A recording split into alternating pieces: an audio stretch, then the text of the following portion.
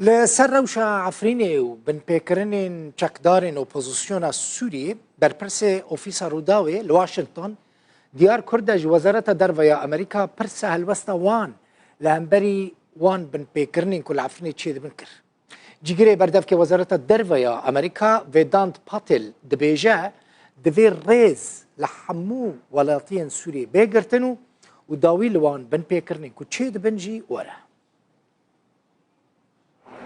نزیکی 6 ساڵ بەسەر داگیرکردنی عفرین لەلایەن تورکیا گروپە چەکدارەکانی سەر بە تورکیا تێپەڕیوە لە ماوەی ئەو 6 ساڵەدا بەپێی راپۆرتە نێوخۆیی نێودەوڵەتیەکان و تەنانەت وەزارەتی دەرەوەی ئەمریکاش بەدەیان پێشەلکاری بەرامبەر بە مافەکانی مرۆڤ و هەوڵی دەرکردنی کورد و گۆڕینی دیموگرافیا لەو شارە دراوە.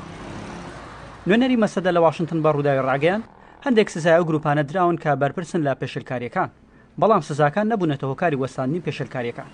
بۆیەش داوایان کردووە نەتەوەیەگرتوەکان و ڕێکخراوە نێودەوڵەتیەکان بچن بە چاوی خۆیان پێشەلکاریەکان ببین و تۆماریان بکەن. مەگەلێک خاستیەک و کۆمیتی دەرکەوێ ئیندیپەندنت یعنی سەربخە ژە ئالیە UN دەرباسی عفرینێ ببن ڤان کریارە دژی خەڵکی عفرینێ هەمی ببینن ئەڤ گروبن کوشەکدار ئێ لە عفرینێمانە هەنێکی جوان جی هەنێکی جەزار وان هاتی کردن بەس مش يعني تشتكي ذكرنا هي بردوام ذكر حيا نافيوان نافجزا هاتيه وك يا حمزات والعبشات دي سبر دوام ذكر كرياري خبر دوامه اجارفيه بويجي عبد الخازن بآلي UN آلي نافنتوي يعني سازيه نافنتوي ما في مروفا جرك هر العفرينه او حمي كريار راستي دوكيومنت باش بكر وايد نجي اف جروب لشکری العفرینی گەرەکە جوور دەرکەون. تاوەکو ئێستا چەندین راپۆرت سەبارەت بە پرسی پێشەلکاریەکان لە عفرین بڵاوکراونەتەوە کە نوێترینیان راپۆرتی سەنتەری کوردی یاسا و سەنتەری ئاگربەستا کە ڕۆژی سێشەمە بڵاوکراوەتەوە و پێشکەشی نەتەوەیەگرتوەکان کراوە. لە راپۆرتەکەدا باس لە زیادبوونی پێشەلکاریەکان بەرامبەر بە کورد و گۆڕینی دیموگرافیا و بڕینەوەی دارزەیتونەکان لە عفرین دەکات. لەسەرم پێشەلکاریانە و هەڵویستی ئەمریکا سەبارەت بە دۆخی عفرین پرسیارمان ئاڕاستەی وەزارەتی دەرەوەی ئەمریکا کرد. جێگری وتەبێژی وەزارەت دەرەوەی ئەمریکاش بەم شێوەیە وەڵامی ڕووداوی داوە. ئەم باوەڕ دەکەن divê mafên hemû xelkên Sûriyê bêne rêzgirtin. Em her tim daxwaza rêzgirtinê ji yasaya navdewletî re dikin ku parêzbendiya yasayî ji pêkhate û civakên lawaz re digre.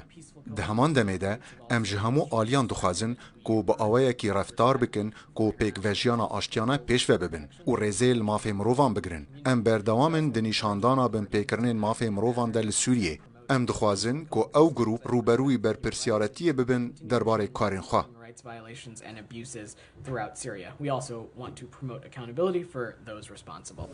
پرسیاری ئەوەشمان لە ڤێدان پاتێل جێگری وتەبێژی وەزارەت دەرەوەی ئەمریکا کرد کە تاوەکو ئێستا لەسەر ئەم پرسە قسەیان لەگەڵ تورکیا کردووە لە وەڵامدا گوتی تورکیا هاوپەیمانی ناتۆی ئێمە و لەسەر چەندین پرس بە بەردەوام گفتوگۆمان هەیە.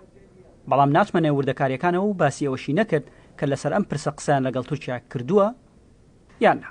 ئەمریکا هەمیشە دەڵێت ئێمە دژی و پێشەلکاریانەی کە لە ڕۆژاوای کوردستان و عفرین و ناوچەکانی دیکەی سووریا دەکرێن و داواش دەکەین ئەو لایەنانەی کە بەرپرسن لەو پێشەلکاریانە ڕوبەڕووی بەرپرسیارەتی بکرێنەوە.